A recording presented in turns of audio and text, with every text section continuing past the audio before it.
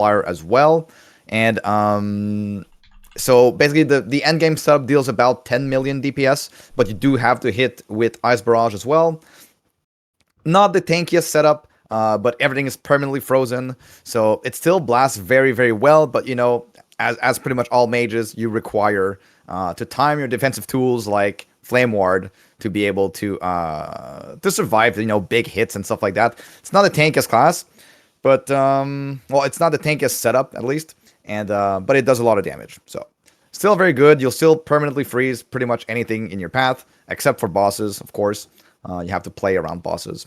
But yeah, still very, very, very solid option. And as we saw, the Spark Charge Frostclaw node got the Spark Charge node for 40 plus mana cost spells was now nerfed to only work with static orb, right? So no more Frostclaw static charge over 40 mana. So that means that, you know, there's only a few options available, and static or spark chargers on their own don't deal that much damage without that. So yeah, still a very, very solid option. It's very interesting actually what happened with this build, because since we went on testing, even before they nerfed the fragment of the Enigma version, which it was considered by a lot of people like almost one of the best builds in the game. So yeah, I don't know. It's just kind of interesting, I guess, and that when we tested, we figured out really quickly that it's actually Frostbite has always been, in terms of DPS, way superior, right? So yeah, it does require you to hit with Ice Barrage, though. Ice Barrage counts for a big portion of your damage. Cool. Anything else you want to say about this? We also have Glacier. Again, Glacier has a very interesting setup here. It has a setup where you can go for a hybrid damage dealt goes to mana. This is quite powerful, but it requires quite a few good items. You know, you need the gloves, you need the Yggdrasil, you need to hit the damage taken goes to mana stuff, and if you do that, the build, again, I literally tested this at 2k corruption standing still, and it's yeah, I mean, this is so tanky, like it's kind of disgusting. The main issue you have here is, like, in order to play something like this, you have to play Glacier, because you have to be in order to sustain mana properly and stuff, and it doesn't really do that much damage. We're talking, like, depending on your your gear, it's like, and Arcane Ascendance and all that bullshit, it's like from 5 million to like 10 million DPS. So again, compared to the stuff we have, sure, you're tanky, but you're really lacking on the damage department. So, but solid build. Do you guys recommend playing Mage in general this patch, or is it a skip? Bina, you wanna go first? I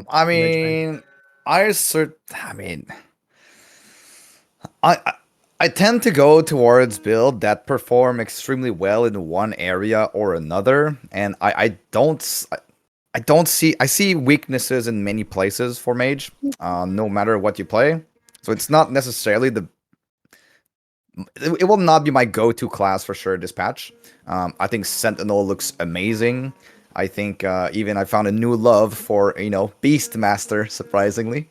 So I'll probably be playing Crows. But yeah, I think, I don't know. I feel like it's somewhat weaker than some other options that just perform way better in one area or another, whether it be tankiness or damage. Yeah, but it still has some decent builds, you know? Yeah, and the thing is, like, well, I'm a bit of a Mage hater, I guess. I don't really play Mage much at all. But overall, I wouldn't really like want to go for ward builds this patch. At least if you have situations in the game where you actually need sustain, just go HP and build Lich. Of course, healing on some builds like Judgment, but Lich is like completely OP. So not having Lich on ward, it's a huge downside. And sustain is the name of the is game, no? speaker. Just sustain is so strong. Yeah. Yeah. Yeah, Lich is completely out of control, basically. So we deal so much damage now, and the numbers for Lich is massive. So you just insta Lich your full HP all the time, like boom, boom, boom, boom, boom, boom, boom. So, yeah. Moving to primalist, I guess. We were talking about Bina. You're considering starting primalist. Are you gonna follow Terek's leveling guide, or are you gonna struggle with the hardest build to level? That's what people say. I mean, That's what people say. I like leveling totems. I like leveling storm totem. It's just my go-to all the time. I'm so used to it, and it's so nice to just put down your storm totem and just move forward and not do anything else. So I say probably, but I think I'm decided to go and start hardcore. I'm gonna go and level up with Storm Totem and Spriggan Form until level 50, maybe a little bit later, and then maybe till level 86, and then I'll swap to Storm Crows once I get Vessel of Strife. Storm Crows is most likely like one of the very highest DPS in the entire game right now, especially if you go with a cold setup with Apogee. You can also dual wield those if you really want to go. I probably won't do that in hardcore, but you could dual wield those to get double the more multiplier on that. It's one of those builds that has never really been popular. People tend to think that crows are very, very squishy. But we have this snapshotting thing in Last Epoch where you can just equip some very strong item, like for example, Drilla Gloves or Communion Belt, and then you dash, you triple the stats, you snapshot your crows. You swap out these items, and then you have crows that are immortal, and you deal a ton of damage. So I don't know really why this wasn't more popular before. I've also optimized snapshotting setups for these versions. There is two options here. One is going with Lightning Crows, which is more balanced in like tankiness and damage. So that one is going to be probably my go-to, especially for hardcore, since the int conversion from strength from Cleaver Solution will give you water retention, even though water retention was nerfed by half from intelligence. It's still very, very nice. We get access to insane new idols with water retention and ward per second, and a suffix that has also flat health regen on it. So just a health regen stacking build. Block, Bastion of Honor. You don't see me very often playing with a shield, but sometimes when the opportunity fits the build, I'll go for it. I'll go for it. So yeah, just this build will deal more than 1, 2, possibly 300 million damage. If you count the buff that you get from on the cold version, obviously. If you count the buff that you get from Frozen Vengeance, which we will equip a bee idol so that the bees won't be snapshotted because you'll equip all of your gear and then they'll be summoned permanently, constantly, and then they'll just die, give you the buff, and then you deal just way more damage. Yeah, I mean, so crows have always been giga broken, but again, the fact that you can now get all these items for free, the fact that thanks to idols, you have like defensive options for regen setups and all that. It just basically turned this build into something very niche that kind of was hard to pull together. But again, the damage was always there. Like, shout out to Boardman, the original crow believer. He never really min-maxed it, right? But the seed was planted. And Bina did the rest. But that's the thing. I see a lot of people playing crows, and I know Crypt played it at some point. I searched a lot of YouTube. I saw a lot of builds with crows, but I never saw really like some extraordinary damage out of them. Even though all the numbers are there, nobody really managed to play the build long enough, I guess, to min-max it to the point where it dealt like an absolute absurd amount of damage. But it really does. It really does. And it's I do expect this to be nerfed in season 3. You also have the problem, like, because the game is so young, even though you have content creators coming from other games, the tools are pretty bad, and Creep goes and looks into elite tools, and it says the fucking ability scales with intelligence because it's just like some reused tooltip of Lightning Blast from Mage. And it goes like, what the fuck? It's double scaling. No, bro. It's EHG reusing a Lightning Blast tooltip for the mages because for basically the crows are using Lightning Blast. But Lightning Blast has they didn't remove it. and he made a planner with a bunch of intelligence and shit, and it doesn't do anything. So yeah, Yeah. Things like that happened, right? People are new to the game. We to be honest, we were noobs too. Like we always been noobs. Let's be honest. So yeah, it's normal. Yeah, the thing is that if we had something like PUB in LE, this thing would have been PUB'd very fast and would have been very, very popular. I really don't have a clue why nobody else play. I mean, I kind of have a clue is because, you know, They die, the first you know, experience you get but with that experience, crows is yeah. that they feel good, and then you get to, you know, empowered monos, you get to a little bit higher corruption, and then they always die. And then you're like, okay, do I want to invest into minion health, or do I prefer playing something where I can invest into my own damage things, right? So, yeah, I guess that this discourages people to play it. But it's like, there's no reason to play any other companion, because it's literally the same playstyle, just you deal like 10 times the damage. At the same time, we actually been spammed for so long to test other companions, right? Like Scorpion, Sabertooth, Raptor. You hear about these legends of builds that are supposedly secret OP, and then you go test them with numbers versus the dummy on a min-max setup, and you Yeah, realize, and they just suck in comparison. Yeah, exactly. Because you know, something we're trying to move away from is having builds that scaled in the same way or have the same playstyle. We're just gonna keep the best one, right? So right now, crows are a big outlier, and they would deserve a nerf. So there's no reason to play either wolf, squirrels, scorpion, you know, saber-tooth raptor, the bear, like everything. You're incentivized to go melee. So if you're melee already, why not just play with crows, snapshot them, and then crows don't. You're not even reliant on the minion AI, because you're proccing the crow storm from your swipe, and you're proccing the crow storm from casting it yourself. So it's more like you're a hybrid caster. You can do it at range, but you're also melee. So it's a minion build with no downsides from the minions, because you don't care where they are. They could be like 10 miles like to the left or to the right, and it doesn't matter. If you swipe, it casts the crow storm right there, right? Yep. Again, like you said, okay. minions, people are talking about, oh, snapshotting sucks, blah, blah. It does suck, but again, the game does have challenges that reward you for doing so. And it's something that, you know, we for the longest time, we haven't included snapshotting in our guides, because we just thought, hey, it's not intended, it's not good, like, why would we do this? But it's just a game. And again, when they fixed it, then we will revisit all the guides, delete it, no problem. But at the moment, it's basically a mechanic of the game. And if you ignore it, then people who do snapshot and don't disclaim that in their guides are gonna make us look bad, and we're tired of that.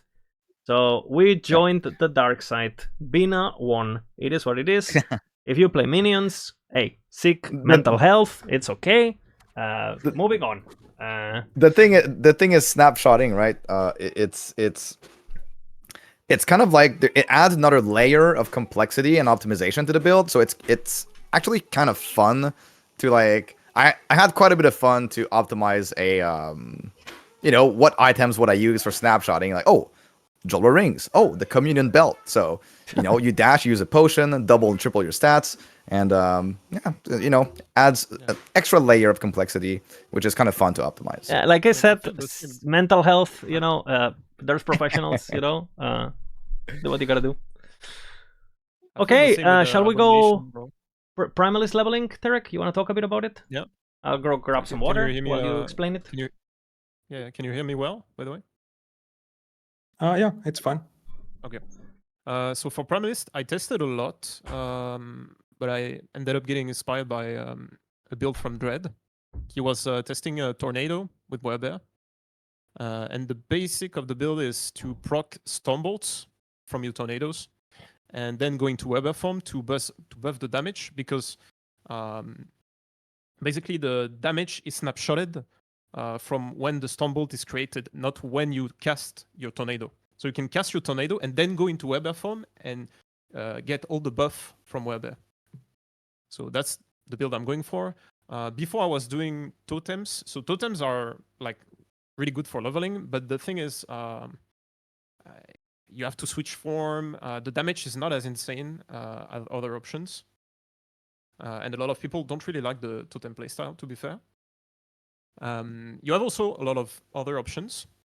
So, for example, Beastmaster is very interesting because Beastmaster, you get an insane amount of stats for free. Like you get close to 700% increased melee damage for you and your minions, near 100% increased melee attack speed, and a lot of armor shred chance. But the thing is, it's very heavy on the right side of the Beastmaster tree. So until you get those points, you don't deal as much damage as other options. But after you get those points, you're dealing actually way more damage than other options. But also it's like minion playstyle, it's not for everyone. So I kind of went for like a more direct approach where you deal the damage yourself. The build is kind of automated because you're going to pop your Werebear form and it's going to proc the lightning bolts automatically whenever you move. What else? Shaman, yeah. Earthquake is still good, but the playstyle is not that insane for leveling. Like it costs a lot of mana. It's a bit clunky. And yeah, that's pretty much it. You have a lot of options if you like minions, totems, or dealing damage yourself. And there you go. Insane. Again, the clunk won, you know.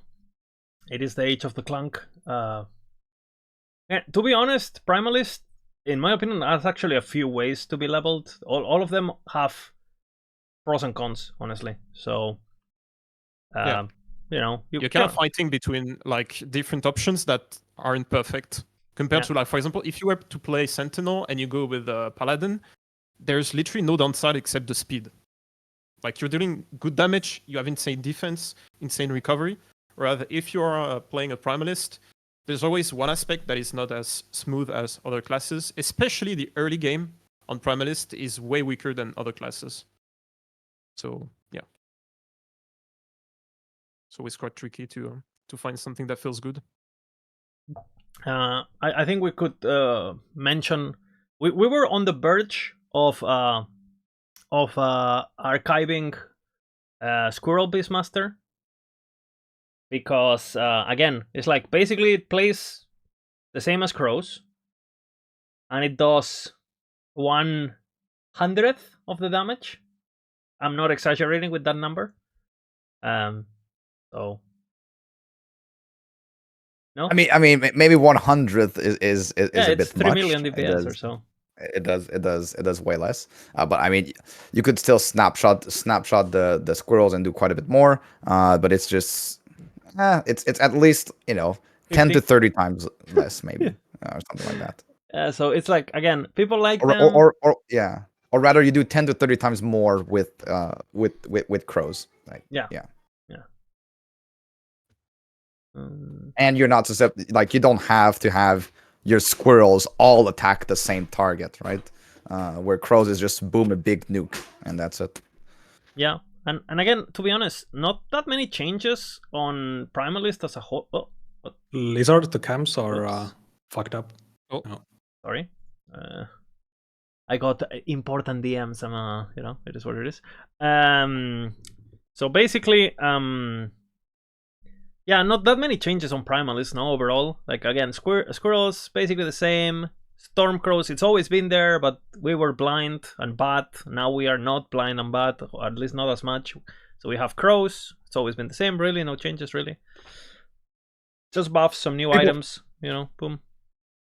Yeah, people have been asking me about Swarmblade, what's happening with Swarmblade, why is Frostbite Swarmblade not there anymore, what about Poison Swarmblade, what about, all of the different Swarmblade builds. Swarmblade is kind of like, it's always been a fan favorite, but it's kind of mid right now, compared to other options.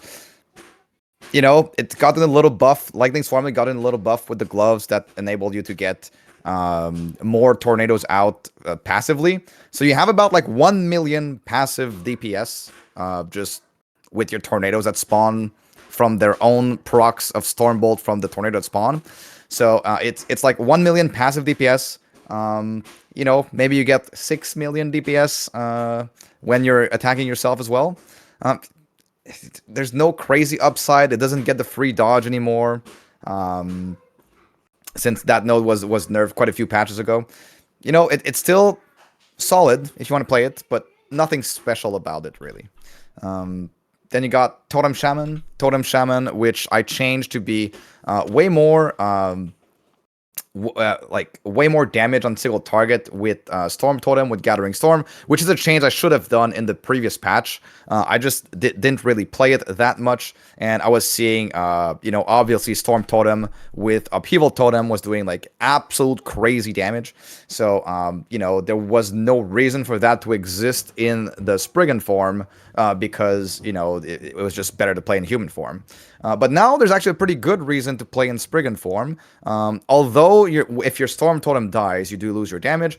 But if you manage to position it properly so it survives, you can actually fully leverage the mana cost node in Gathering Storm, so you can scale your mana, and then in Spriggan form, while you're spamming Thorn Totem, which themselves do damage as well, you are keeping this mana up, and you are actually dealing a lot of damage with Storm Totem on single targets, while Thorn Totem is still good enough for clear and for general mapping. So you now have, you know, a very, very comfy sort of like one-button build that when you want big damage, you put down your Storm Totem, you get a big chunk of mana, so you have a big multiplier, and it does a lot of damage.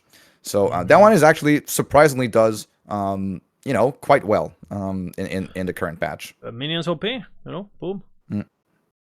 And of course, because you are transformed, you get access to Seed of Yggdrasil and the damage dealt to mana before health. But since you are transformed, it works with Rage, so you get a good amount of tankiness, and especially the new body armor. I don't know if we showcased this one. Yep. The new body armor that on the Stormcrows, the mantle of the Paylocks. Yeah, very strong. Yeah, absolute staple for minion builds. And apparently, I'm a minion main now, so yeah. Look, seems like all builds I play is using mantle of the Paylocks. I don't think being a minion main is something you become. I think you're either born, you know, like being gay, or you're just are, you know. So yeah, it's good. It's good, you know, good item. Yeah, good. Okay, anything primalist? Your new favorite build aside from crows, maybe? Yeah. Oh, Tornado Shaman. Yes, absolutely. Tornado Shaman. This is the guy that was written by Amarathi. So for all of those, all of you guys that say, "Oh, you're Bina, your tornado build," you know, like, we don't own any build. Nobody owns any build. It's all part of a video game. But my build. Yeah, our build now. Yoink. Yes. But yeah, so this was presented to me by Amarathi first, and then I decided to play it on stream and make a video about it. So now everyone's like, "Hey, Bina, your build." Hey, it's not my build, but this is amazing. I do prefer this. I played both Werebear and Human Tornado, and so both have ups and downs. Werebear will do more damage. Tornado is cozy. It has way more quality of life, I feel, and it just plays very well. Even in both scenarios, leveling, endgame, everything. This one is just a charm to play for me, and it's like, I like the playstyle. You stand still, you have your entire health pool covered by endurance threshold, and you just, you know, don't move, and you spam tornado. You got a lot of leech, you deal damage. It's great. They buffed the amulet from 7% to, was it 7 or 8% to now 15% increased damage per Maelstrom. Storms, yeah. Yeah, and you get like over 30 stacks of Maelstrom pretty much at all times with this. So this amulet is pretty GG. Yep. Absolutely amazing. So yeah, overall, I think this is going to be another fan favorite. I know a lot of people liked it when I showcased it, and I am sure a lot of people will enjoy playing with this build on season launch. Yeah, another one of those builds that nothing really has changed, right? It's just, again, builds that big. I think on last patch, like, people were so blinded by Static Orb and stuff that, and Ward in general, that there's so many builds that were already this strong that just didn't really get spotlight because other things were, you know. Yeah, to be honest, Static Orb was like completely busted. Yeah, exactly. Storm Totem as well, and XYZ builds, right? You know, so But yeah, I mean, it's a really nice one. It's a very nice one. Lots of quality of life on this build. And to finish off Primalist, Mr. Bolka. Yeah. This one has been a bit of a scratcher, huh? There's been so many changes to EQ. You want to talk a bit about it? Yeah, so EQ got nerfed in some ways, so you lost quite a bit of damage multipliers. But then there's more damage multipliers you can get back. So you could either make a self-cast EQ build, or you could make what I have made here with Aftershock. So this deals a little bit less damage than self-cast, but it's much like better to play and much easier to clear maps with, and the damage is not like that much lower. And it also doesn't like rely on any kind of like insane rotation. It's much just better. So you proc the Aftershock with the idols, yeah. So you use Swipe to proc the Aftershock. These idols got giga buffed, basically. Yeah. Yeah, so they now have a higher chance to proc, but it's also capped. But very strong. You can just have 2 idols and you're basically always at the maximum proc rate for the Aftershocks, and you deal crit physical damage on the build. And then it's just like usual melee scaling with all the melee uniques like the belt, Doom Bring, crit multi boots, and double scissor of Atropos for the giga damage. And and it looks cool, And it looks cool. You're like a Giga Chad dual wielding guy. Yeah, this build is kind of like a Tremor build, right? Where you just like attack really fast and fucking shit stop. Yeah. It feels like a PoE build. Like it's kind of cool. Yeah, you can get close to 400% attack speed, so like 350 or something, depending how many shark stacks you have. So a lot of attack speed. That's pretty crazy. Yeah, that's pretty crazy. And sadly, it does have a minion, but the wolf is just for the buffs. So it's you must use it. It's too good not to use. We calculate it's like half DPS or some shit, right? So again, it sucks. Like that, yeah, he dies. Again, you can snapshot him, so he doesn't die. Yeah. If you're high you can make it decently tanky with the passive. If you snapshot him, like you can, you do it once per session if you don't exit the monolith, and you'll be fine. But again, it's worth mentioning that, yeah. Volka said that he doesn't like minions, but I see a pale ox here, and he doesn't like mage, but he used to play disintegrate. Like, what's going on here? I mean, disintegrate was like ancient history. So we don't think about that anymore. But I mean, the chest armor is crazy. So holy. Again, overall, would you guys, if you had to recommend a build for this class, probably just Crows, Tornado. Yeah, Crows if you just wanna go for that. Totem Shaman is an excellent starter. Excellent Totem Shaman, good starter. Like these 3 are for sure the way to go. And if you are a melee person, then this. Yeah. It's good. And also something on the EQ compared to like on the Aftershock version, you can actually go Seed of Yggdrasil for tankiness. So you're actually quite tanky on this guy. Oh yeah, that's a good point. Yeah, because you don't use mana, you actually just generate mana with the swipe for this helmet. So you function with the procs, so yeah. Okay. So yeah, the procs don't cost any mana. So Bina is asking me on DMs, have we done Acolyte already? He is fried. Next. He has kids also, and I think he has to leave us, unfortunately. But it doesn't matter because we're gonna play Acolyte, and he's clueless on Acolyte, so he wouldn't add much, right? It is what it is, Maybe you need to start playing Acolyte and be the true Minion master, I don't know, man. I don't know. I don't want to play Snapshot Abomination. This looks like this looks so freaking annoying. Like this looks way more annoying to Snapshot than anything else. Swapping 5 different skill, like no, there's no way I do this crap. Let's not spoil too much, Let's not spoil too much. There's no way. Okay, but super excited for the patch. Crows, big win. Okay, love you guys. I have to go. Bye. Big kiss. Again, can you be more unprofessional? I don't think so. It is what it is. Again, my cams are fucked now. Aaron syndrome podcast. Like, what is happening? Oh, no. Okay, one second, guys. Okay, Bolka became Terek. Terek became Bolka. Yeah. This is a true experience. Okay, 1 second. Boom. Bam. It's okay, guys. I'm what you call a professional. Oh fuck, that was Tarek. Oops.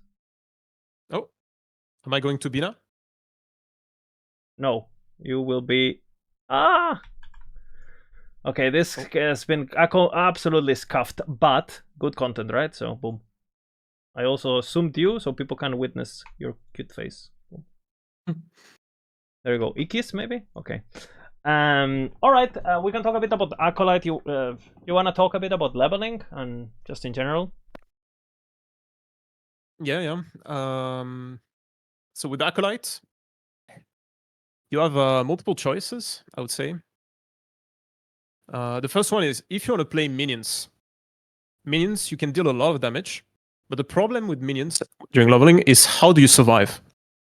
Like on most builds, it's impossible. You just wishing your minions are gonna kill stuff before the enemy is gonna kill you.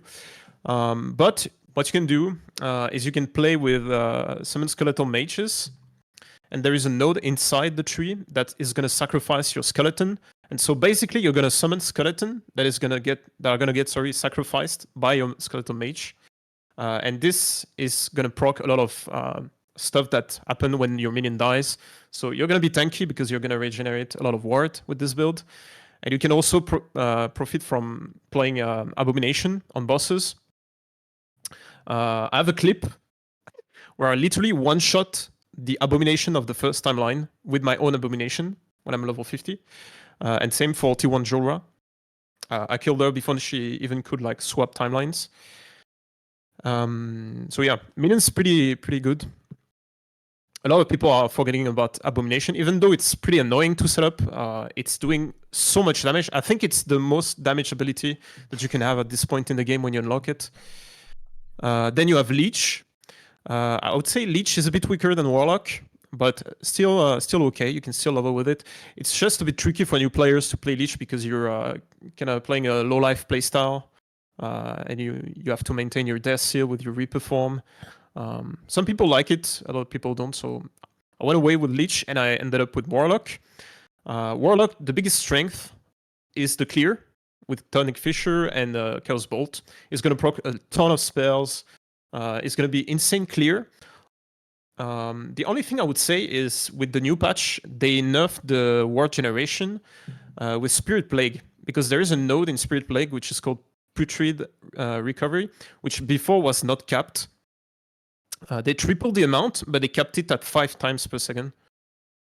So you're gonna generate a bit less ward, but you have also other options on gear now.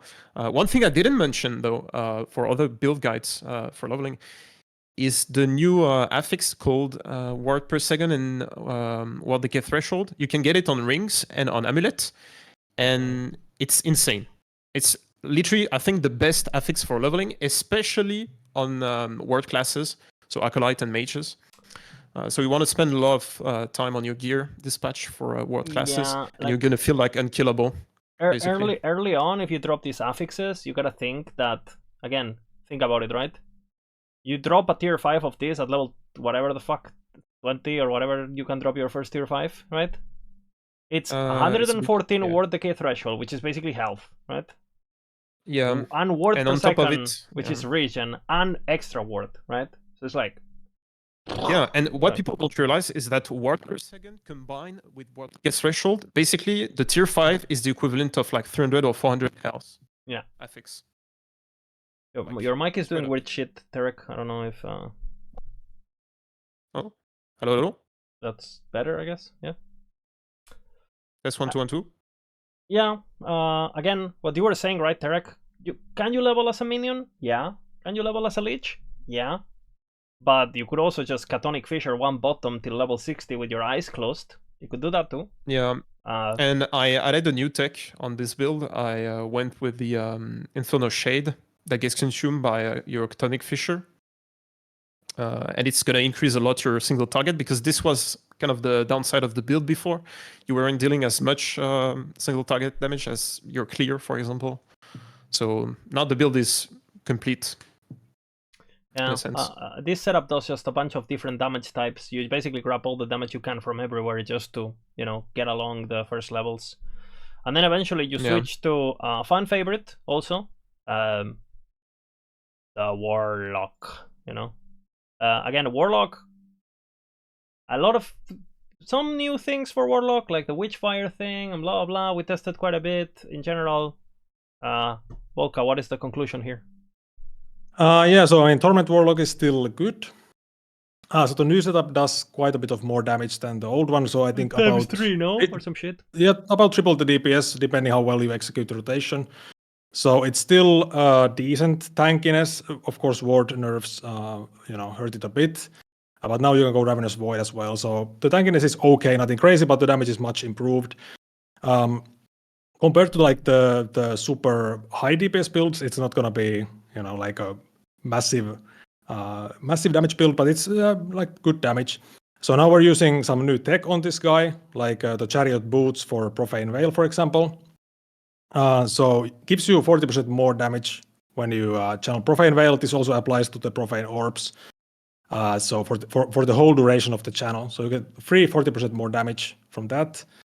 And of course now those boots are easy to use because of the guaranteed slam. Yeah. Otherwise, I mean, it's pretty similar. Otherwise, we're using also the new amulet, the Swine amulet. So it gives you Decrepify, which is more curse, damage.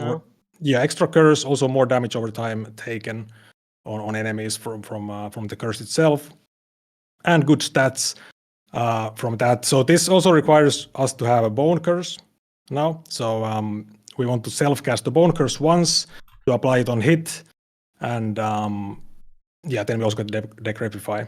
And this way, you don't even need Mark for Death gloves anymore. So you don't need to use those gloves anymore. So you can use Ravenous Void, for example, for tankiness or whatever you want for the gloves. So it's like a frees up the glove slot. And I think otherwise it's mostly the same. Like you can go, there's like kind of like choices you can make on the items. Like you can do, of course, double red ring instead of midnight ring in aspirational, for example. You can do stuff like that. So you could also use wrong warp, but it's just less damage. So, but you do get haste from it. And you still want to be snapshotting the increased poison damage idols with Aura of Decay. So you get increased poison damage for Acid Skin for the crit chance. Yeah. And then you just swap back your normal idols. Yeah. Someone saying in chat, wrong orb is more damage. It's not. I've tested it. It's less damage. But of course, the it's very haste funny. Is nice. It's very funny because when you test with tools that literally give you an answer, it's not an opinion anymore. If you want to argue against a calculator that 4 + 4 is more than 5 + 5, hey, sure. I mean, what do you want? Keep typing, I guess. Calculator is still the same, so yeah.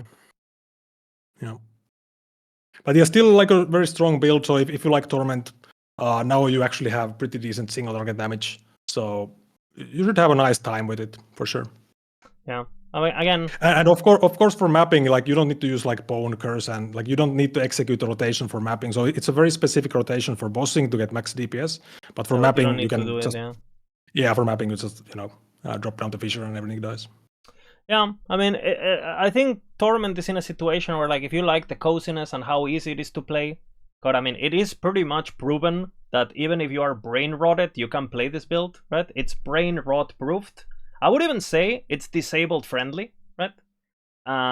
Again, if you kind of like the kind of build and that's what you pivot towards, that's your preference, you kind of like builds that anyone can make work. If that's what you like, there's still a reason to play this build. It's still fast, it's still easy, it's good. But the problem is, like, again, like with everything on Acolyte in general, the problem is it just pretty much gets dethroned either by minions, because, yeah, snapshotting and all that, or Stitch and Coil, right? Which, again, Stitch and Coil, very popular build also. I've seen a lot of setups. I did a lot of research and, again, a lot of big buffs for the build with the intelligence belt, right? With the gloves for the crit, so you don't have to go the shitty things.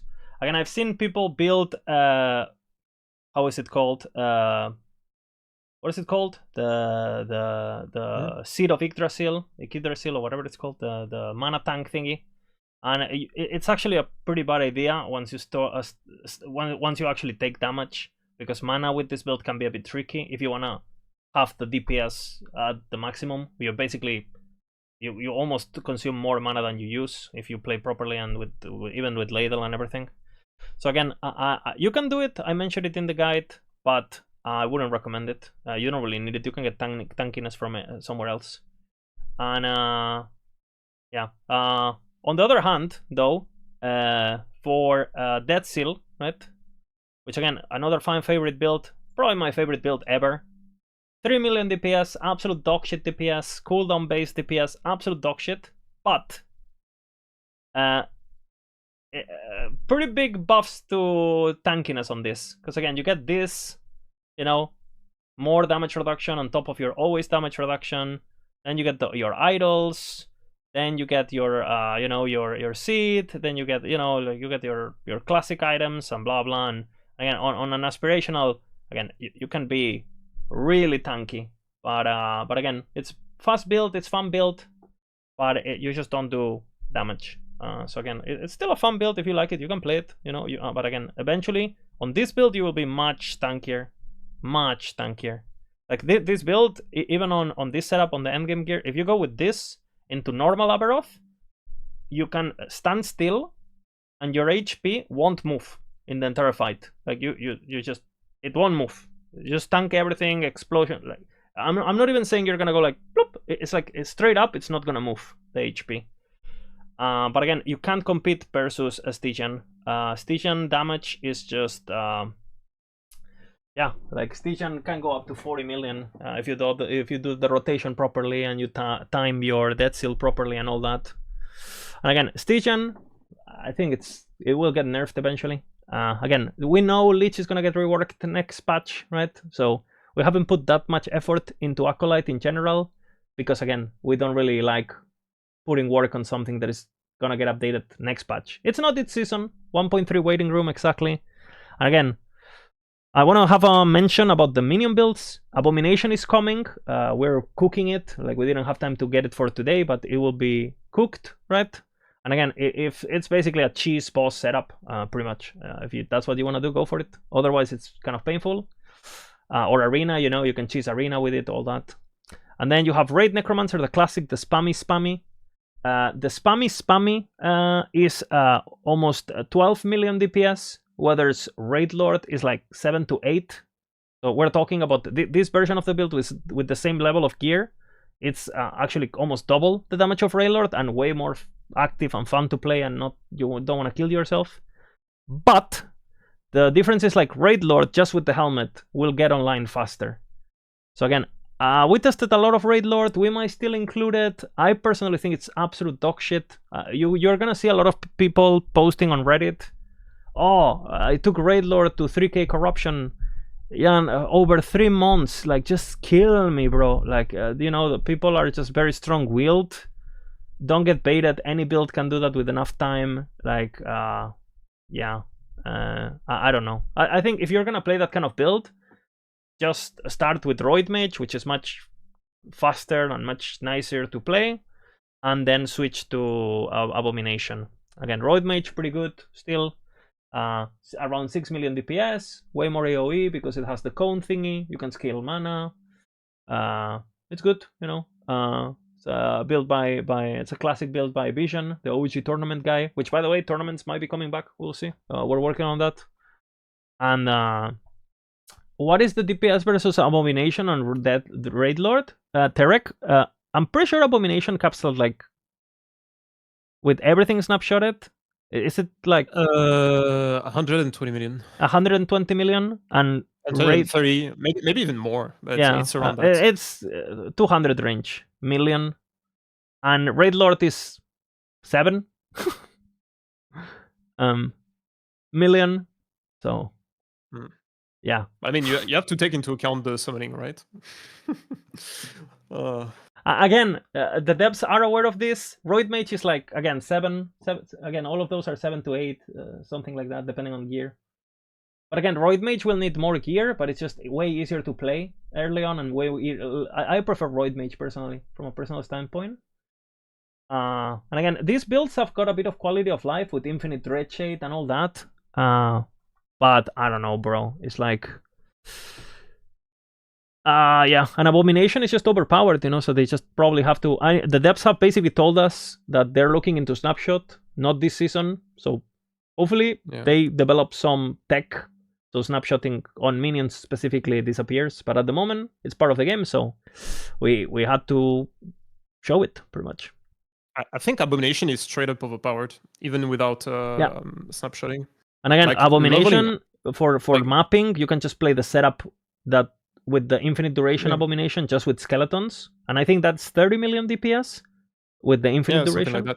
It does 16. It does 16 million crits per second. It's bonk, bonk, bonk. So with nothing, I'm talking trash gear at level 70, it was doing around 3 million DPS. I'm talking leveling. 3 million DPS. It's doing more DPS than endgame builds without any gear. Yes, yes. Yeah, so no snapshotting or anything. Yeah, it's again, if you want to endure the playstyle and if you're okay with that and you're a slow gamer, whatever, you enjoy minions in general, I think it's not even again, if you're gonna play a minion, just go Abomination. Like a Raid Lord, they're like the same build, but one does 100 times the damage. Well, not 100, but 10x or whatever the fuck it is. Yeah, 10x. So yeah, not that. Yeah, that's why I haven't included, because it's just like, I don't know, it doesn't really make sense. Again, I think in order to finish the podcast, maybe because we talked a bit about guides in general, talk a bit about the branch. Maybe we can just go over the tier list very quickly and mention the top slots. We had a bit of technical issues with sound at the beginning of the podcast, so might as well have a section that can be covered as a whole, so we can upload it to YouTube for the people to see. And again, we're gonna have another podcast on Sunday with Woody. This podcast today was more about the branch and just like showcasing the guides and talking about the meta and what we believe it's gonna be good, and kind of sharing our knowledge with the people, so you guys can catch up and, you know, maybe get inspired to do your own versions on things and stuff. But I think and basically the podcast with Woody is going to be a bit more generic, more talking about the game and stuff, right? So yeah, shall we go over the tier list and maybe have a bit of an idea? Again, we can start with leveling since it's the first one. Insane tier list. What do you have to say about this? I don't know if it's going to stay. I put a tier list because tier list, right? People want tier list. Hey. Hey, I take credit for this tier list, guys. Two tiers in the tier list and 5 guys. All guides good, insane. You know? Insane tier list. Yeah, I don't know if it's gonna stay, but yeah. For people who want a tier list, I even put notes on why I ranked 3 builds above 2. But yeah. Insane. We'll this one might last for just a little bit. Yeah. Hey, a bit of a meme tier list to start, but yeah. Okay, since there is gonna be a hardcore race, maybe we should mention hardcore stuff. Again, keep in mind, with everything we've been saying over the last 2 hours, the builds we currently have on Maxroll are all extremely powerful, right? Otherwise, they wouldn't be on Maxroll. We cut a lot of shit, right? So if a build is in like C, it doesn't mean it's like bad or not playable or something like that. It just meant that the gap between these builds, this is not comparing it to YouTube builds. This is comparing it between the builds we have. Because if this was compared to YouTube builds, then this would be S tier, right? But or S tier will just didn't have perspective. So with that in mind, there's 2 very clear winners when it comes to survivability. And again, we talk here, we kind of like explain a bit the factors, but we consider the survivability even on the starting planner, right? Even when you don't have uniques and red rings and shit like that. Hey, I want to play hardcore. It's a race. I don't want to die. You can't go wrong with these 2, right? Judgment. You want to talk a bit about it, Volka? Why is it? Yeah. So basically, what sets those 2 apart from the other Sentinel builds is the just like overall tankiness. So lots of tank and then lots of sustain. So you have a lot of healing and leech on the Judgment plus the ward, and then you have a lot of leech on bleed hammered in. So you can have like 12-second bleed duration on the bleed hammered in. So it basically gives you over leech. So And just the raw tankiness also is super good. So if you compare that to the A tier builds, they have a little bit like less sustain usually, but they might still have very similar like actual like raw tankiness, but it's just like a combination of things. Yeah, but So S and A tier are crazy basically for tank. S and A tier are crazy, but the S tier are those that are just significantly, for whatever reason, just undeniably the best, right? Yeah. And again, the stuff on By A the way- tier still giga tanky, you know. Yeah, Liz, just one thing. I haven't seen this tier list yet. It's the Yep. first time I see it. I kind of see a pattern there. If you look at the classes, I don't know. Yeah, I don't see a lot of Sentinel, classes in Sentinel, S, Sentinel. What? Oh, what is happening? You know. So yeah, all the rogue enjoyers practicing for the race. Where is Rogue, by the way? We have a couple, you know. There's a couple. Okay, B tier. Okay. Yeah. Again, is it playable in hardcore if you play like a god and all that? Absolutely. But eventually, you're gonna make a mistake, right? So keep in mind also the game is getting harder. 18 new types of mobs. You know, things are getting harder. All that. Yeah. Yeah, Champions, and by the way. you might also notice that the S and A tier, what they have in common, they all have block. They all have capped block, so that might tell you something about how OP block is. So yeah. Again, not call me Nostradamus, but block is OP. July 20. 5 years. Maybe I'm proven right for once. You know. Yeah, block OP pretty much. Yeah, there's not much to say. All right, any other notable mention that you wanna do on hardcore? Again, everything in B is super reliable and. But you are actually like decently tanky now with the two-hander Void Knight builds like Warpath and Rive and stuff like that. So before it was like really squishy without block, but now you're actually like with the passives and other stuff, you're actually decently tanky. So they are like decently reliable also. Yeah. And again, I think sustain is the name of the game, because basically last Epoch, enemies haven't really done enough damage to us in the previous patches, or even Aberoth or whatever. They haven't done enough damage where sustain mattered that much. It mattered, but it didn't matter if you had a lot of less. If you had a bit of sustain, you were getting away with it. And again, keep in mind something like Bleed Hammerdin. Let's just say there's a Shade of Orobis, and you hit it, right? You could run. You spam your hammers, right? You could run 12 seconds, right? And you would still be getting healed as long as the Shade is alive. You could just be focusing on juking abilities and stuff, and you're just leeching from damage you've done 12 seconds ago. And the same goes for Time Rot. You know, a lot of these dot builds with Bleeding Heart and all that, or just like Void Leech. Again, they get pretty ridiculous, sustain wise, right? Which one of these builds doesn't have DPS for Uber Abbey? Well, I cannot answer that because we don't know how much HP Uber Abbey has. We will see on the 17, I guess. Okay. Should we check the bossing one next? Bossing tier list. Boom, bada bam, bada boom. Bossing tier list. Okay. So again, you will see that we have a few builds that have asterisks, kind of like for the same reason that we were talking about the hardcore builds. What the reason we put an asterisk in some of these builds is like we believe they have the tools to challenge Aberoth-like fights, right? Which are fights with a lot of void damage, a lot of dot damage, and a lot of like attrition, right? So again, this is just recommendations. We can't really state which one is the best or whatever because we don't want to impact the race at all, you know. But yeah, obviously, we just try to give a bit of guidance. If you guys are gonna play hardcore, if you have aspirations to kill all the content in the game, there's certain things that are just a bit better suited. But again, we don't want to get too much into detail because there's a race going on and we don't want to affect that, right? So again, there is a lot of recommendeds. We'll see if there's bait or not bait, right? We'll see. Again, Stormcrows, we were talking how it does 300 million DPS. Well, enough said. Keep in mind, regular Aberoth is 20 million DPS, 20 million HP at the moment, including all the ward.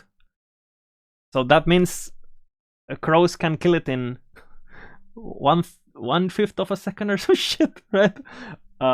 So yeah, I don't know. Yeah, Erasing Void Knight, 70, around 70 million DPS with good gear, right? More like 50 with the endgame planner, right, Boka? Yeah. And again, these builds are just that is a that build is a very high DPS build for sure. Also, yeah. So basically, anything on S is builds that are doing more than 20 million, but it is true that some of these are more than 100 million, right? So even on S tier, we could have an SS plus, but again, then it gets a bit ridiculous, right? So again, more than 20 million, we do consider is nerfing territory. So just be aware that eventually, probably everything here should get nerfed damage-wise. Then we have the A tier builds, which are from 20 million to kind of like 15-ish, 10-ish million, that kind of range. That really, really, really good DPS, but not to the point where, yeah.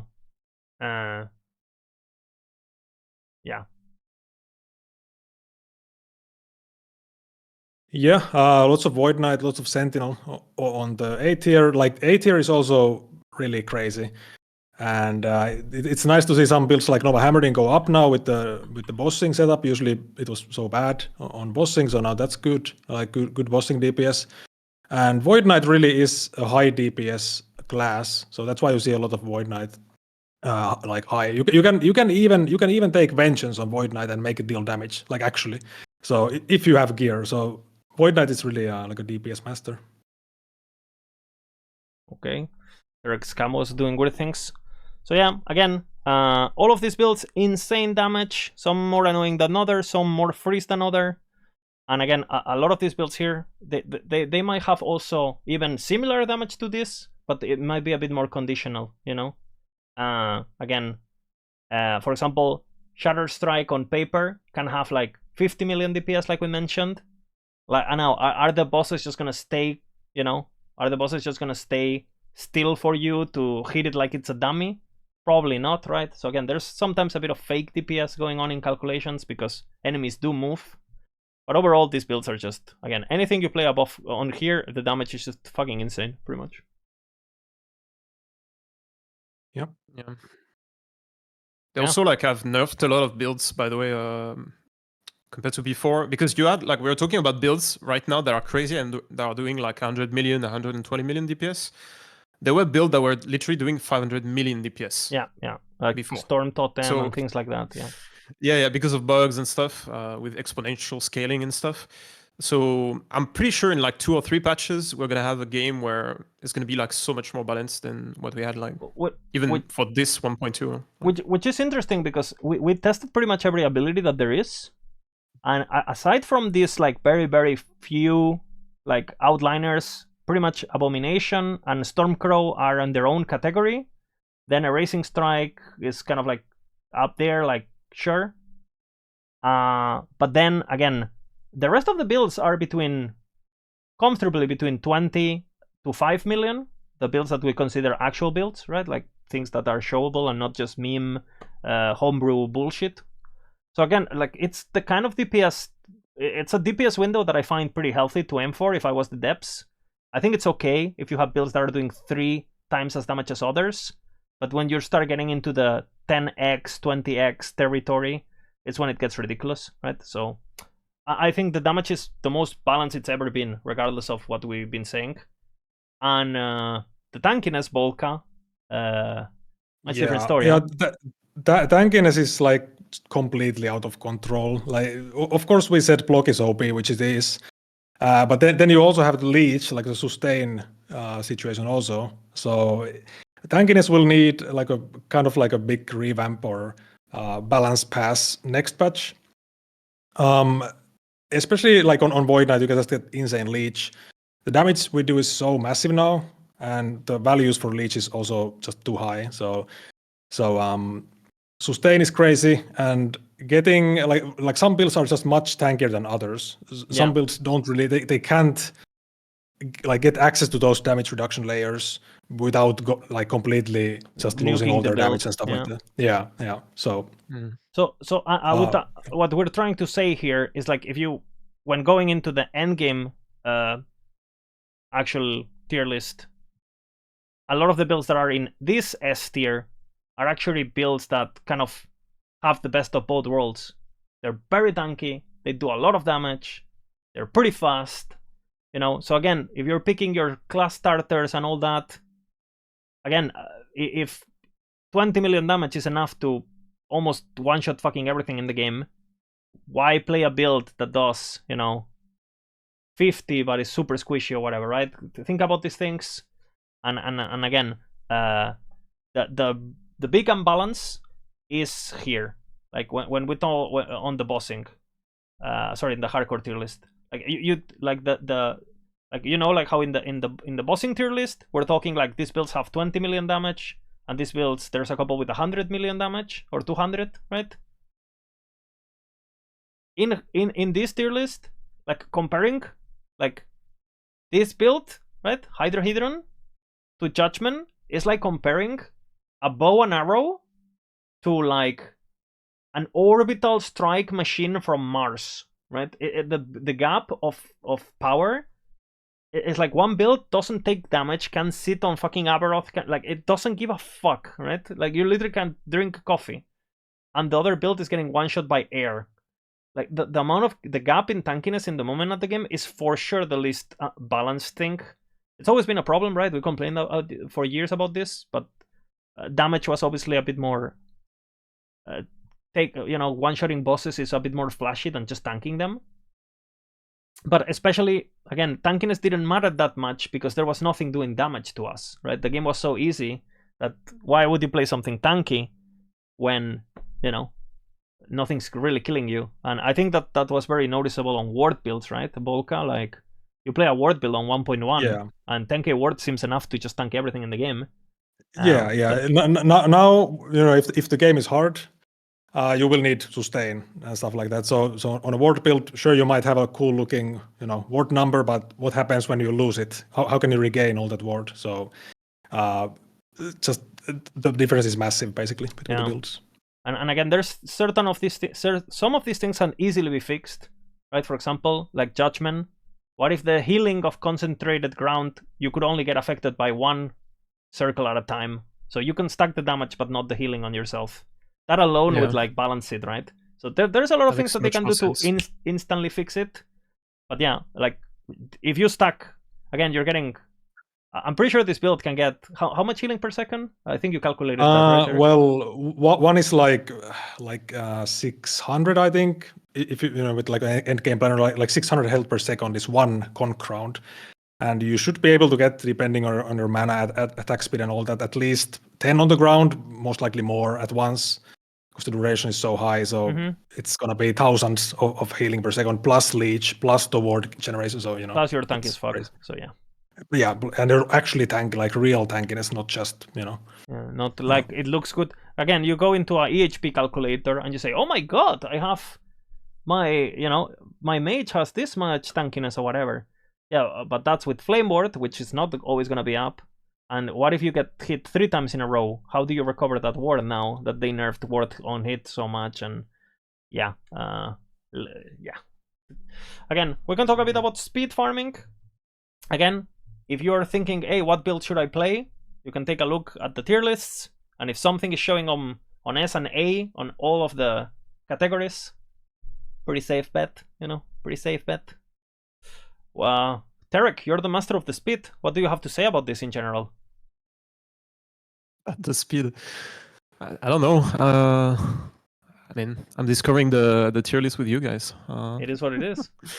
But I think overall, like if you want to farm very fast in the game, you want to have a build that can move and kill stuff as you move. Generally, like that's the play. Your microphone, Tarek. Is it? Test 1 2 1 2. Yeah. Yeah, now it's fine. That's fine. Dude, why is it doing this? Yeah, I was saying like you want a build that has clear while moving. That's usually the best build to farm a lot. But then, yeah, you end up like playing stuff that also don't really have. Yeah, your a mic lot is of key- complete trolling. I don't know if you have a noise gate or some shit going crazy. Yeah. Okay. Move on, bro. No. Move on. Yes. Okay. Again. Yeah. I mean, for speed farming, Warpath is just crazy. I mean, like Derek said, you deal damage while moving, so that's definitely a huge upside on any build. So if you can deal damage while moving, has massive AOE, just crazy build for speed farming. Massive damage. You pretty much instantly kill everything. So you don't really rely on the echoes anymore. Echoes don't get the damage buff from the Warrior's Fury node either. So they do add damage, but the build is not like reliant on the echoes. Then of course Nova Hammered classic full screen AoE build now actually has bossing damage as well, so it can kill the bosses fast. Also good movement speed, all that stuff. And I think you can talk about the Umbral Blades, Lizard. Yeah, Umbral Blades is just fucking full screen AoE, dashes every 2 seconds or 1 second. Like again, there's gameplay of this online that you can check. Again, these builds are just absolute nuts. Again, Nova Hammered full AoE screen, Ballista Falconer. I mean, you guys familiar with this build? It just zooms right and kills everything fast, especially once you get good gear. And yeah, all these builds are just like these builds. Basically, I would consider anything that is in S tier on the endgame planners, right? I would consider them like you feel like they're gonna get nerfed regarding speed. Basically, it's like, and the A tier builds, they feel speedy, but you don't feel like you're cheating speedy. You know, it feels like, okay, I'm speedy, but I'm still in LE. And this is like, I'm not in LE anymore. I'm in PoE 1. And yeah, they're super strong. Again, lots of options. Obviously, the rogue here a bit more valuable. So rogue not that high on the hardcore tier list, but speed is always good. So again, if you want to be risky and go hardcore rogue, and you want to go for first level 100 or whatever, still a very safe bet, right? But yeah, it's tricky, you know, definitely tricky. And again, pretty exciting to see both, you know, minion builds, throwing attack builds, kind of, right? With here, melee builds, some bow stuff, some spell stuff. I think it's good that in terms of that, there's options to be fast on every archetype. So, you know, people don't feel forced to play, oh, I want to be fast, so I have to play a spellcaster no matter what, which I think is how people felt last patch with Frostclaw and these things. So yeah, I think overall it's much healthier meta. We'll see. Yep. And I guess to finish, should we take a look at the endgame one? Yeah. Last. And this is what basically taking everything into account, right? We consider are the most complete, I guess. You wanna add to that, Wolfgang? Yeah. So again, Warpath is at the top. Like we saw, it's S on many things like speed and really good on bossing and everything. I think Warpath is kind of like our prediction is that Warpath will be really popular. So for the PoE players, it kind of reminds me of like the Legion Cyclone. So really big AoE and really fulfills that like spin to win fantasy. You only spin on that build. You do nothing else but spin. So it's really smooth playstyle. Then Erasing Strike, of course, high damage, fast, just insane build. And Judgment as the like super tank, still decent speed and really good DPS, like a overall very strong build. It's also worth mentioning that Judgment, even though on paper when you start playing it, if you're a new player and you switch to it because you watched this podcast and you say, hey, you know what, I'm gonna play Judgment. If you're not a really good player, you don't really get the flow of how to play the build, you might feel like, what the fuck, this build is really slow. But again, so once you get your haste, once you get your movement speed boots, you get your Flames of Midnight, this guy is running around with 150 movement speed, like dropping, you know, AoEs that tick for 20k, that everything that walks into it dies. And it kind of like, as you get gear, it kind of becomes a trapper, kind of, it feels like, right? When you're mapping. You leave behind the conk rounds, basically. You don't need to see the enemies die, pretty much. Yeah. It gets pretty crazy. And again, then your usual suspects, you know, you guys know what is just complete builds. That some of these have been there for a while. and then we have some builds that just got upgraded, and they're very, very strong. And again, maybe the only reason they're not in S tier is because, again, either comparing damage or comparing speed or comparing tankiness or bossing or whatever it is, these builds were just like felt like, yeah, these are just GG, you know. And something like Abomination has the numbers to be on S tier, but it's so shit to play that we can't really put it on S tier, right? Even though it's S tier on damage, it's like a, what, like on speed is like D tier, you know. So yeah, it's like a combination of everything. The end game tier list, and the A tier is crazy also. So yeah, even B tier, I could easily take, for example, like EQ Beastmaster from B tier and have a really fun time playing that. Maybe I would kind of avoid the C tier and below, but even B is like super nice. Yeah, and yeah, I think we can call it a day, right? It was just like we were kind of riding the hype of the patch, just so people know the branch is up. Again, just before we finish the podcast, I'm gonna go over how the new guides work. So you know, you can see the different planners in guide now. If you click, as always, you're gonna have the full planner with any other variant that you can have, with all the skills, all the progression, like always, right? Then you're gonna have all the progression explained, all the uniques, all the GG gear, all the tooltips, all the disclaimers, all the skills, etc., etc. We made it a bit more compact we removed a lot of the bloating, so it's a bit easier to see. Some like really important stuff mentioned always visible, and the stuff that is not so important not visible. Gameplay a bit simplified, so it's not bloated. Same with the tips. Again, the endgame section has been we just mentioned why the decisions are being made, and again, you still have access to the full progression, so you see. We have completely reworked this section with the build scaling. We just give you a list of stats that you should be looking at, and if there's something that you have to explain further, then we have these things where, you know, something that just couldn't fit in these categories, we go further and to explain it. Loot filter, as always, automatically generated. These are going to be uploaded with updated with proper rules for the 17th, right? So we make sure you don't miss on the new shit, right? And again, some FAQ, some builds will have it, some builds don't have it, depending on how much questions we get. You know, this, you're gonna have or Volca, if he didn't have this, his stream would just be, how do I sustain mana every 10 seconds? So basically this is him trying to avoid that. Video guides coming on the 17th for most guides. That's when NDA lives in that regard. And yeah, as you can see, the builds are way more compacted, way more straight to the point, way more min-maxed.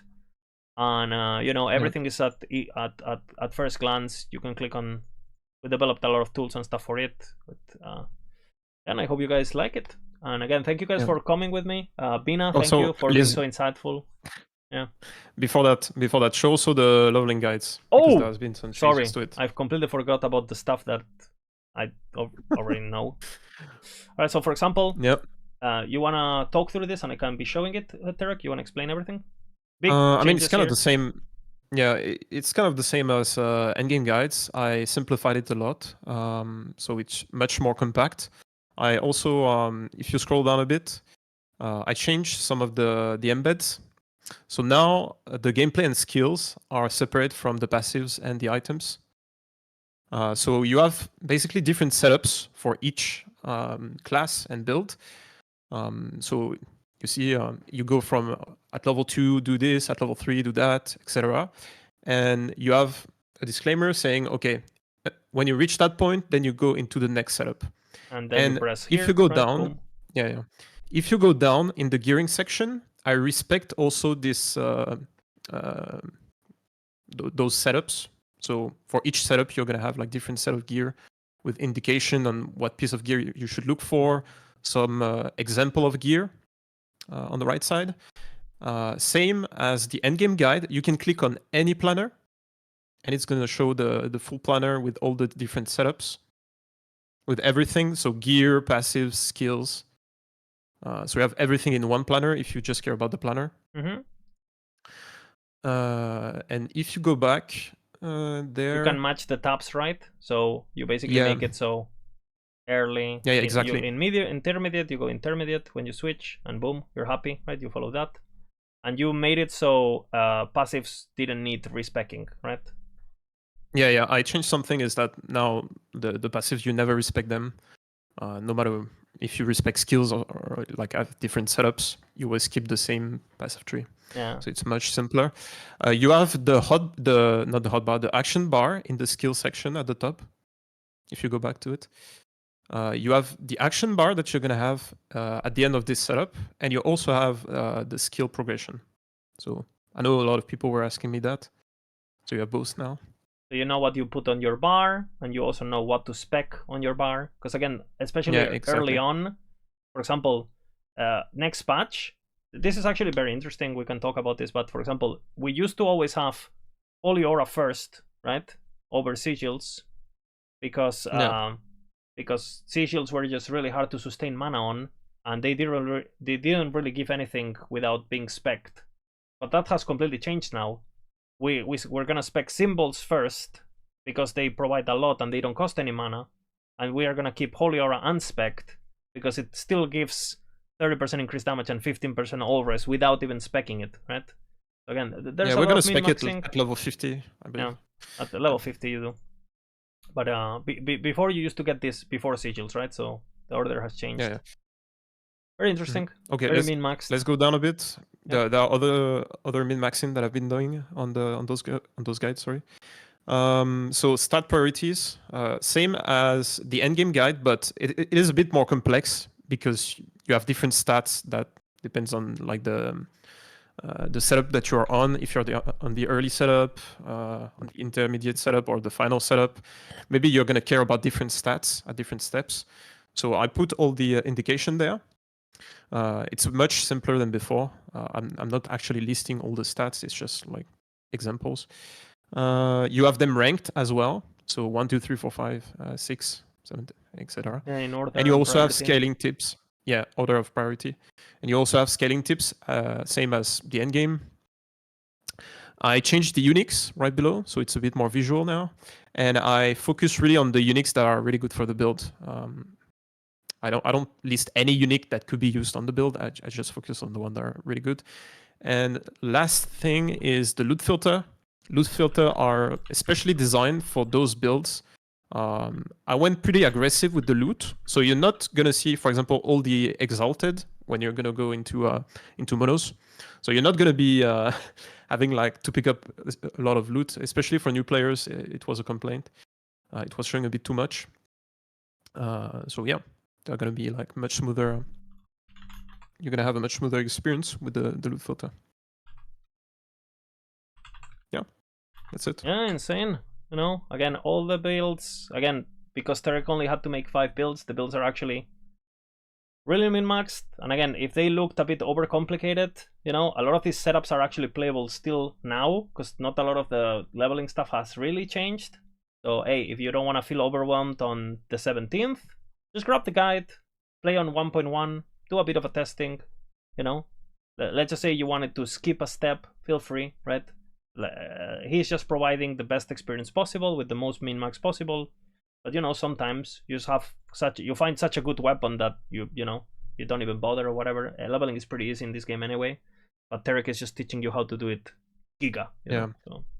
Yeah, also they convert really well into the end game. I made sure that every single build I pick for leveling, they perform really well into empowered. So you can still play those builds even after level 70 and farm your. So this one would go, for example, into the Judgment guide, right? Like the Rogue one would go into the Umbral Blade guide and so on, right? Yeah, there's always like a way to continue playing the build into end game. Okay. So yeah, thank you guys for being here. I don't know if you guys want to say something before leaving, or well, I'm just gonna say I'm super hyped for the patch. I'm gonna play Judgment Paladin on hardcore, try to kill Uber Aberrot, and it's gonna be a blast. It's gonna be a blast. Hell yeah. Hell yeah. It's gonna be Judgment Day is coming, boys. Incoming. You guys are gonna be streaming also these days, practicing something, right? You wanna shout out your Twitches and all that? Yeah, you can find me at Volka_ on Twitch and Volkavid on YouTube. yeah, I'm gonna also do all the leveling guides I posted on Maxroll. I'm gonna do a video guide on YouTube, and also gonna do a run. So you're gonna have a video guide, a written guide, and a run of the build. So you can do whatever you want with those. Pick whatever you prefer. Yeah. And again, Yeah, official... and also for the 17th, we will have gameplay and stuff like that for the guides. So that's gonna be nice. You can actually see what the builds do. You know. Imagine, you know. Yeah. Again, a lot of these builds, the gameplay itself, it's you can go test them right in live and just to see if that you like the playstyle. Obviously, except the new skills. So yeah. Yeah. Again, on you the can play also. Yeah. Go ahead. Sorry, Tarek. No, I was gonna say you can also play all the leveling builds. The only thing is for Sentinel, you're gonna be half your damage of 1.2. So Because just keep that in sigils, mind. right? Also. And the passive tree and stuff. Yeah. Again, I'll see you guys on Sunday. We have the official Maxroll podcast. This was kind of like improvised just to, you know, talk a bit and inform you guys. We're gonna have the official podcast with Woody. He's gonna host on his channel. And yeah, we're gonna be talking with him more generically, not so much about Maxroll, but just the game in general, you know, changes in the meta, in the crafting, item progression, and not so much like our branch itself. This was more of like a presentation of the branch to yourselves. What time is the Woody podcast? I think it's 10 p.m. my time, so that's 9 o'clock our time. like, yeah. Yeah. Yeah. 9 o'clock. So 1 Paris hour time. before the usual Ellie podcast, Ellie stream. Yep. Yeah, thank you guys for being here. Big kiss, and I'll see what part of this goes into YouTube. It's probably gonna be a long video and maybe the tier list part or something, just giving people some information. Yeah, We'll yeah. see. Or maybe we just wait for Woody. We'll see. We'll see. And Okay. thank you guys for being here, and you can go sleep now. Go and tomorrow go back to the basement. You know. Yep. GG's. GG. Bye bye. Okay. Downloading the game, brother. Okay, I was so tired. I made a few mistakes with the recording and stuff. Whatever. I didn't do worse than Aaron. I did okay.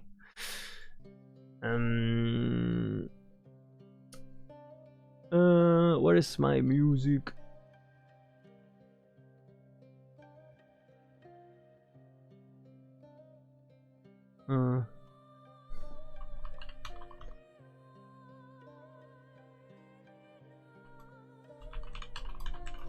Man, I'll see if I replay some stuff here or not. Yeah. Again, do you guys wanna? I don't know. I'm kind of gonna go to bed soon, but maybe we can talk a bit about the game in general.